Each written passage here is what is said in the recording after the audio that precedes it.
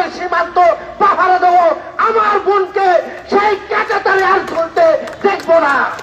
আমরা কখনো ঘুম থেকে উঠে আমার ভাইকে হত্যা হতে দেখবো না। কাজেই কথাবার্তা যা বলবেন পরিষ্কার করে বলতে হবে। বাংলাদেশ নিয়ে ষড়যন্ত্র করবেন এই রোহিঙ্গা হাসিনাকে নিয়ে, আর এই রোহিঙ্গা হাসিনা বাংলাদেশে অডিও বার্তা দিয়ে বাংলাদেশে বিশৃঙ্খলা করার চেষ্টা করবে, আর বাংলাদেশের মানুষ হাতে চুরি পড়ে থাকবে, তা হবে না ইনশাআল্লাহ। সারা বাংলাদেশের মানুষ ঐক্যবদ্ধ হয়েছে। অন্তর্বর্তী সরকারকে একটি কথা বলে আমি আমার কথা শেষ করতে চাই। অন্তর্বর্তী সরকারে যারা আছেন তাদের বুঝতে হবে আপনাদের ডানে এবং বামে ভারতের পেতাত্তা এবং আওয়ামী লীগের পেতাত্তারা ঘুরে বেড়াচ্ছে। আপনারা যদি কঠোর না হন তাহলে বাংলাদেশে ওরা